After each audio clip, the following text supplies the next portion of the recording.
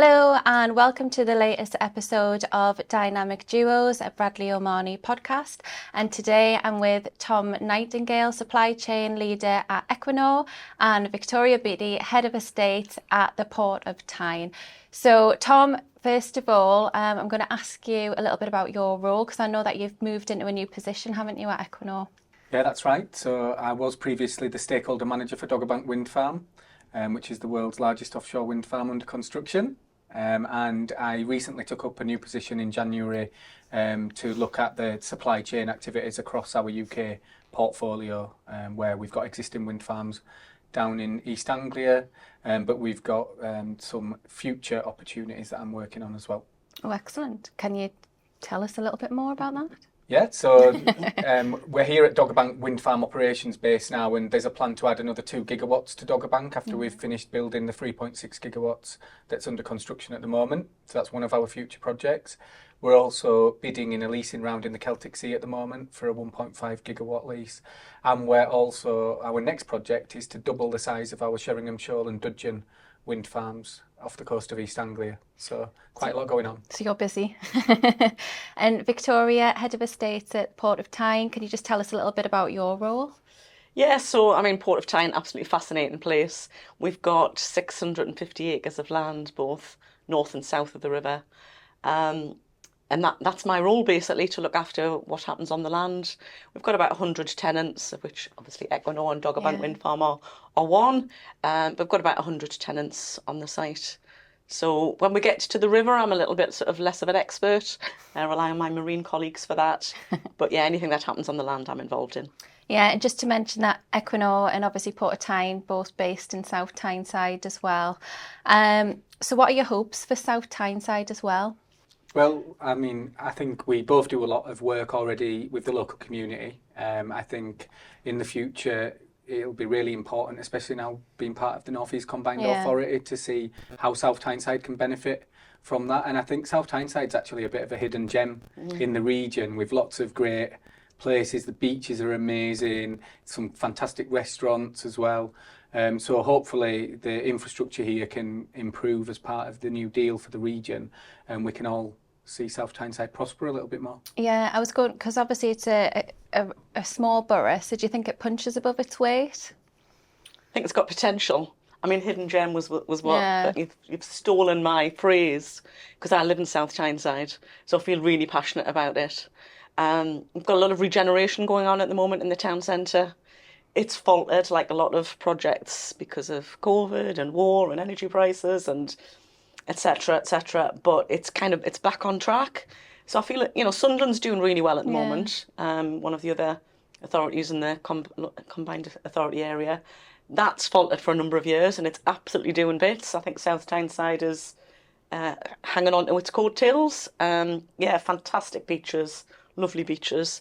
Real industrial heritage, great people. That's the main thing, great people. Yeah. But that's true. We've got a huge industrial heritage here, and Tom and his team do great work in the schools here in South Tyneside, and I am passionate about women in the sector. Yeah.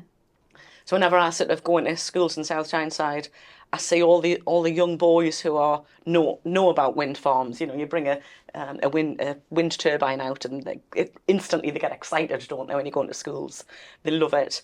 And there's so many young boys who their fathers and grandfathers have perhaps worked in heavy engineering sectors, shipbuilding, and my granddad was a welder, and I want to be a welder in offshore. But what I would love to see is the young girls equally as excited, because there's some fantastic roles for females in the sector. Just been distracted because of the ship going past. Do we know what that is? Oh, that's a container vessel. Oh, right, okay. So where's that going? Or where's it been? So I don't know where it's come from. I don't know exactly where it is, but it's quite possibly Felixstowe, which is a feeder port for the Port of Tyne. So we're a deep water port here, and we can take 90% of the world's largest vessels. So that'll be going to Riverside Quay. Right. Due to be offloaded, full of sort of all sorts of goodies that you'll buy, every day in your supermarket comes through the Port of Tyne. Very good. And there's also another link because your daughter, am I right in thinking she works with Equinor? She does, right? Yeah. So, Harriet's the planner for Dogger Bank Wind Farm. Right. The senior planner now, I believe. Harriet's been working with us for a couple of years now, and is doing really well. And actually she has quite a complicated job because she needs to work really closely with all the offshore technicians. And we've got 4 ships that will be working on the wind farm, and Harriet sort of has to coordinate all the work that they'll be doing when they're offshore for 2 weeks at a time from each of those ships. So she has quite a sort of coordinating role for the wind farm. Excellent. Yeah, and she loves her job here. I mean, Harriet's a typical example. I knew she was an engineer from being, a little girl. Tried to inspire her into construction, which is my background. Didn't pick up on that. A-level results day was her 18th birthday, and she wanted to do business studies and didn't quite get the grades. Don't film that. And she went, "Oh, I'll just do engineering." So she did mechanical engineering and absolutely loved it. Oh, And I knew she was an engineer.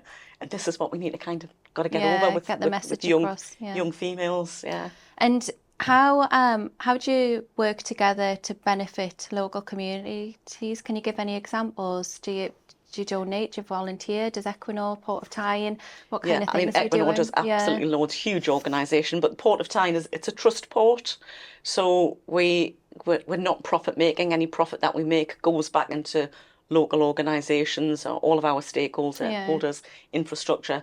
So we do as much as we can in the local area, which is North and South Tyneside. Yeah. And so we've donated to some great projects. Smart Works is a new one, which again is something that I'm really sort of passionate about, getting females into work. Yeah. But Heaven Helps, key project in Newcastle, Groundworks, another fantastic organisation in South Tyneside. So we've just recently hit our £500,000 mark for local donations. Excellent. And Tom, you're always out and about in the community, so what kind of work's Equinor doing? The main thing that we do is we have our community fund. So we've now got Kay, who's our community investment manager, full-time working on that. And that gives to South Tyneside, but also to East Riding of Yorkshire and Redcar and Cleveland, which is where our cables connect. And we just announced the operational phase of that, so that's going to be £25 million over 35 years. And South Tyneside will benefit a lot from that. We do things like scholarships. We also provide grants to local community groups, so lots of local charities have benefited from that. And the main thing that we do is we work with the local council to deliver STEM education and accreditation. Okay. So that's a big focus, but I think we do a bit more than that as well. We've done a bit of volunteering with Groundworks, actually. We do a lot of work just building up our profile with the council here as well, which is really important. And on the back of that, and I'm sure Port of Tyne have done this, but we signed the South Tyneside Pledge as well. We have. We want to try and focus on getting people not just to work here, but to move and live here, to use local restaurants and other leisure facilities, and try to give something back. And I think this building actually is a great example of that. And I know you both are linked heavily in construction, but this was a great opportunity to work with the local supply chain. So a huge amount of spend of this building was working with local contractors. Excellent. And what about more jobs? Will more jobs be coming to Equinor, Tom? Yeah, I mean, we have recruited most of the roles here now. There'll be around 400 people working through this building when we're fully up and running. So we've already got 3 of the ships working. So as you can imagine, that means we've got quite a lot of the people and all the office staff.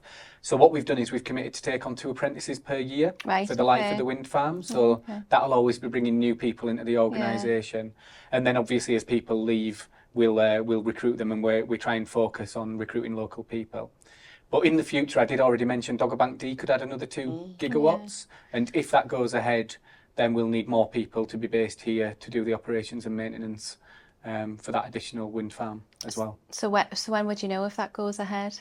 Well, we've agreed terms with Crown Estate, so we progress with that project, and it'll be sort of early 2030s before that part of the wind farm's built. All right, great. We need to finish building Dogger Bank A, B and C first. Okay. But then we'll focus on Dogger Bank D. Not rush you too much. Yeah.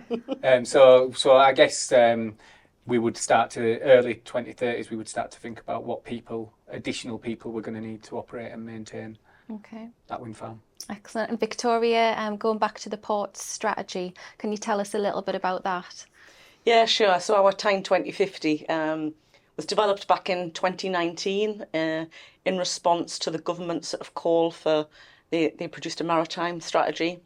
So we kind of quickly responded to that. That's been refreshed every year, and it's currently being refreshed at the moment. But it concentrates on local economy, on jobs.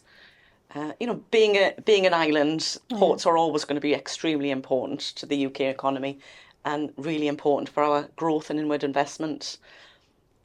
Port of Tyne has been steeped in coal for hundreds of years. In fact, I think it was 2021 when the last stockpile of coal left the port. But now we're at the centre of the green revolution. So we've got Dogger Bank, biggest in the world here on the port, which is great news. We're currently the marshalling yard for Sophia offshore wind farm. Yeah. But green energy, green fuels. We've got some great projects. We've got an innovation hub here on the Port of Tyne, and we work closely with other sectors really to try and learn, sort of problems and issues that face all different sectors. But we're currently working on a super green connection between Imuden and the Port of Tyne. And we'd like that to be a green corridor. Right. And it's got the potential of saving 150,000 tonnes of carbon. So we're right in the centre of that, sort of the new green economy. And of course, with that comes jobs. Yeah, definitely. So we've currently got about 200 acres of land that's ripe for development that we've been remediating over a number of years. So we'd like to attract another Equinor. Yeah, That's transformed the region. Yeah. We'd like another half a dozen Equinors. We'd like some more manufacturers, but very much focused on local people, local jobs, well paid, sustainable. So what's your favourite part of your role, and what's the most challenging? Oh, I mean, we've got some great, as I said, my role is involved with anything on the land.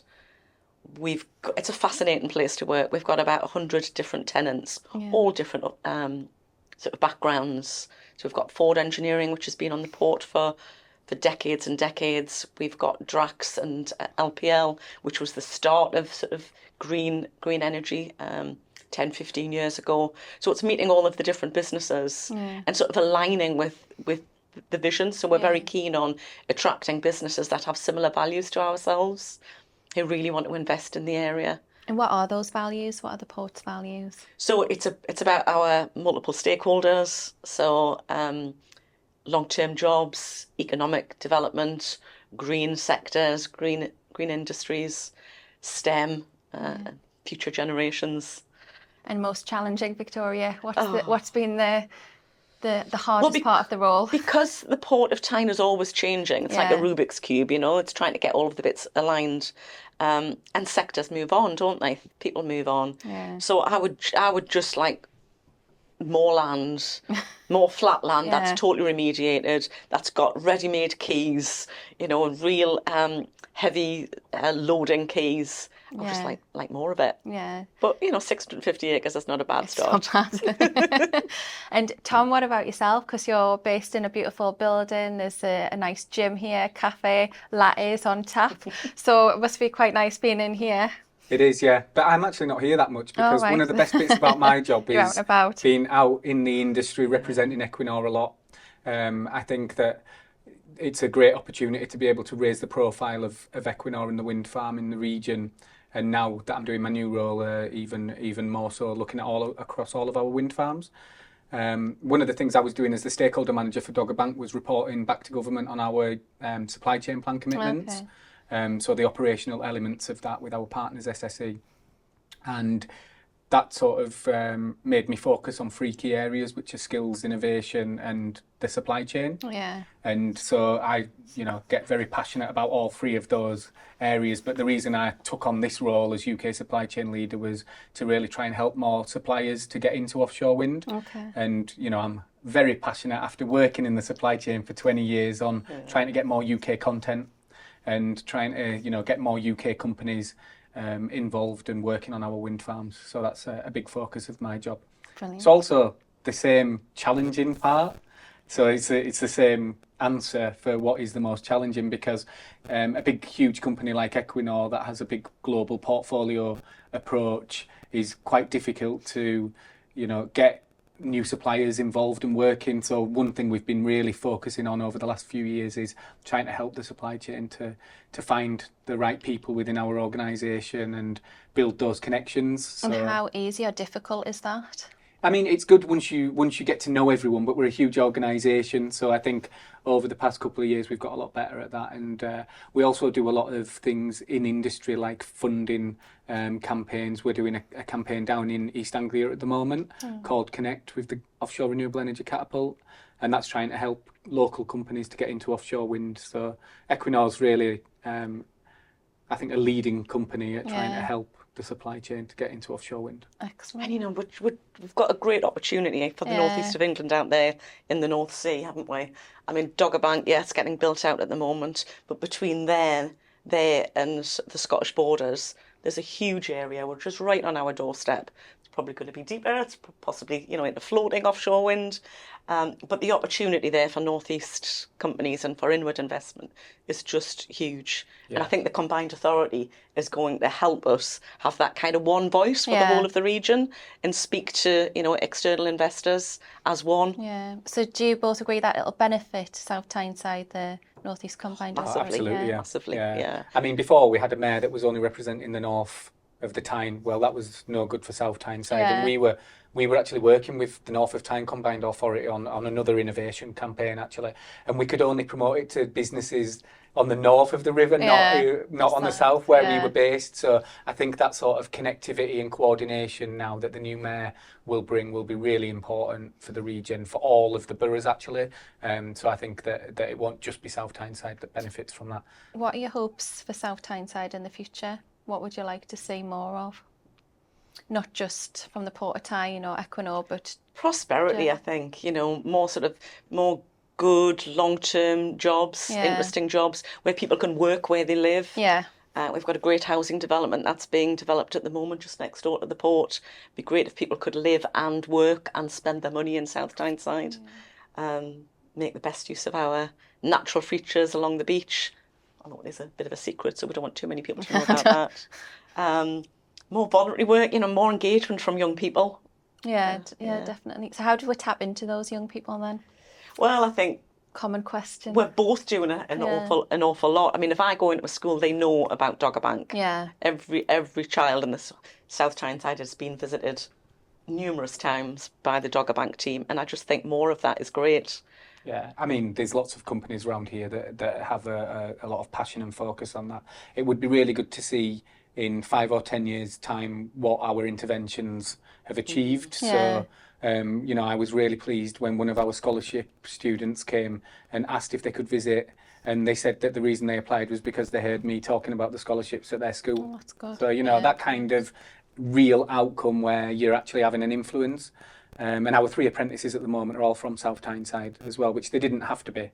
You know, we're working with Newcastle College on 2 of those and Port Training Services in Blythe on 1. Yeah. So they could have been from anywhere in the region, but it was fantastic that we had, you know, good people from South Tyneside applying, and we want to do more of that. Great. And you've both had interesting and varied careers. So Tom, I know you, because we both sat on the board for the Chartered Institute of Marketing. And then Victoria, I know you through the construction circles. So do you want to just tell us a little bit about how you came to where you are now? Tom, you go. First. So I went to Northumbria Uni actually. I'm from Leeds originally. Yeah. So I moved up here when I was 18, which is just an eternity ago now. We actually went out for some drinks last week with some friends, and one of them posted 26 years since Freshers Week. I was like, wow, that's a long time ago. And I'll not tell you how long ago my Freshers Week was.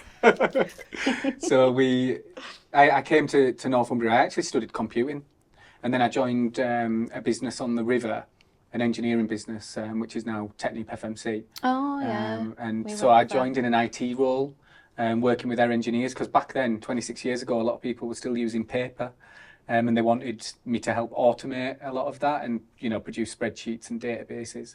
So that was my role, but I quickly realised that I was more interested in the sales and marketing focused career, and then I moved into various marketing roles with Tyne FMC, including living in Oslo for a year. Oh, nice. But then I decided to leave there, and I went to work for Deep Ocean for a year in Darlington. Yeah. Quite a commute though. Yeah. So after that I joined JDR Cables and I was based along the River Tyne again at their service centre, but I was doing a global role for them in marketing and strategy. So I worked there right through them being bought by TF Carbler, and that's when I got a lot of my experience in offshore wind. And then finally, before Equinor, I went to work for Baker Hughes, which is a flexible pipe factory along the Tyne as well. So I managed a career in energy along the River Tyne without having to leave the North East.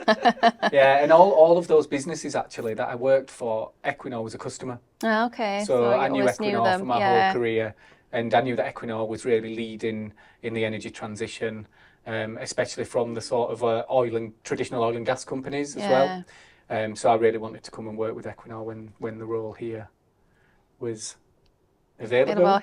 So you've got a lot of those companies are customers of the Port of Tyne, so the overlaps are unbelievable. But I worked in construction for most of my life. Was not an aspiration when I was at school. I was kind of pushed into nursing. I went to an all-girls school, and I was quite good at... Which one did you go to? I went to King George. King George School. I'm sure my mum went there. Quite possibly. Yeah. I mean, it's demolished Grammar school. Now. But all-girls school, so, I wasn't the brightest, but I wasn't the thickest in the class. So I was kind of nursing would be good for you, and I don't really have that caring side. So I kind of... Yes, you do. Fell into construction. I really fell into it. And kind of, I don't know, I was definitely the lone female back in the day, and I'm definitely not going to say how long ago it was. And I was at Freshers. So I've worked in private sector for a long time. I trained as a quantity surveyor, so I'm a chartered quantity surveyor by profession, and worked in the private sector for 20 years. And then worked in local government, Sunderland, and then latterly Gateshead for the sort of last 20 years. And then I was fortunate enough to take early retirement. But I mean, that's fascinating sector to get into. And you can do so many different roles. So I started out as a QS, but, did so many roles. But then when I retired... That's the message that we're trying to get across within the construction sector, that it is varied and you can start in one position, but then you can move around as well. So yeah, and I always think the pressure is on young people to sort of, what is it you want to do? And a lot of people I didn't know. I'm still not really quite sure. But I don't think that matters. Just do what you're good at. Sort of if you like something, you tend to be good at, so concentrate on that. And you will find out so much once you start working. You'll find out so much about what roles are available. So I've just kind of run with it. But yeah, I've loved my time in construction. But now my emphasis is in my hometown. And all of the businesses along the Tyne, which, it's got the potential to unlock so much for the North East. It's a huge opportunity. So that's kind of my interest now. Excellent. So Victoria, you mentioned there about retiring, but you obviously came back. Yes. And now working at the Port of Tyne. Yeah. So what prompted you? Did you just want to get back into industry? And it was the locality. Yeah. So all of the time that I've worked, I've only ever worked on one project in South Tyneside, which was the simulation unit at the Marine College years ago. So kind of quite a nice connection there. But yes, I want to make a difference on my own doorstep now. Very good. Leave a legacy. Yes, yeah. Going back to the college, is the planetarium still there? No, that must be gone a while now. All school children used to have a visit at the planetarium, didn't they, years ago? Yes. No, unfortunately. Just came into my mind. I think it closed down maybe perhaps 10 years ago. Oh, that's a shame. It is a shame. Yeah. Now they call it Dogger Bank instead. Yeah. And what do you like to do outside of work? Because you both live fast-paced lives. And I know that you're both into sport, both runners. So tell me a little bit about life outside of work. I'm certainly not a runner like Tom. I mean, I did do the Great North Run this year, second year in a row. That's one of those things that when I'm doing it, I think, why are you doing this? Yeah, that's what I was thinking. I have signed up for Copenhagen Half Marathon next you mentioned year. That. Don't know why I'm doing that, but I am. A holiday. Yeah, exactly. The beer's good. When are you doing that one? I think it's the week after the Great North Run. Oh, September next year, time. so September hopefully time, a bit cooler, yeah.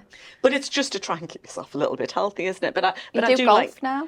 Well, tonight I'm going to the driving range. I'm going to give golf a go. So yeah. Very good. And what about yourself, Tom? Because you're into running, aren't you, in the club? Yeah. So I think from a sports perspective, I'm focused a lot on running these days. I try and mix it up a bit and do a bit of swimming and cycling occasionally. But I joined a running club a couple of years ago. Which one? Wallsend. Right, okay. So yeah. I live on the north side of the Yeah. river. So I Ooh, run no, for I'm joking. Wallsend. Still promoting South Tyneside as well as North Tyneside. So I've improved a lot since I joined there. I just got a PB in the Great North Run, actually. 93 minutes. Oh, very good. That's fantastic. So you must be pretty good then to just... I'm rubbish in running club compared to everybody else. But the joining people in a the running clubs club are does, like different level, it just aren't makes you so much better when you join a running club and focus a little bit more. So I've got running club tonight. I think also I've got 2 kids who are 14 and 12. So what I try and do with them, because I'm busy with work all the time, we just try and go on holiday whenever we can. So that's my main focus, as well as keeping fit. Yeah, well, I'm netball at the minute.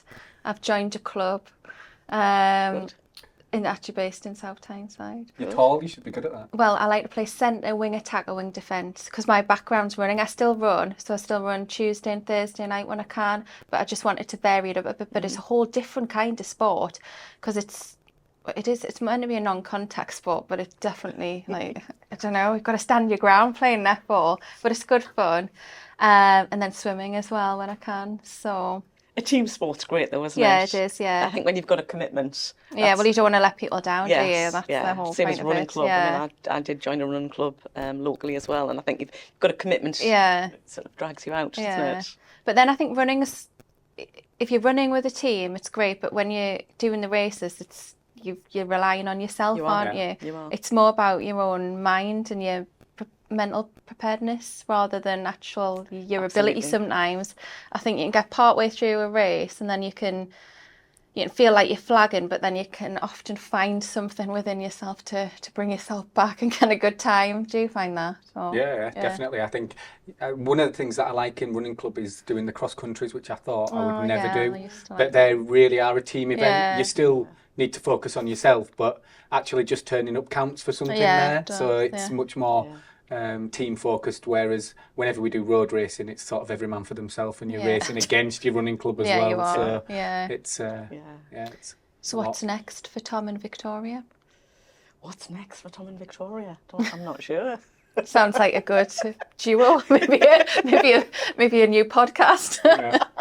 Well, we'll see how this one goes down first. I've recently joined the board of Energy Central in Blythe, so again a bit of focus on skills there, and going to be sort of feeding in as an external partner there. So I'm quite interested in working with more sort of industry organisations and businesses, and helping Equinor to grow our footprint here in the region and beyond. But, other than that, New York for New Year. Oh, nice. That sounds good. Yeah. And I've recently joined the board of Gateshead College. Oh, okay. And also do some work with the youth justice system in South Tyneside. Oh, right.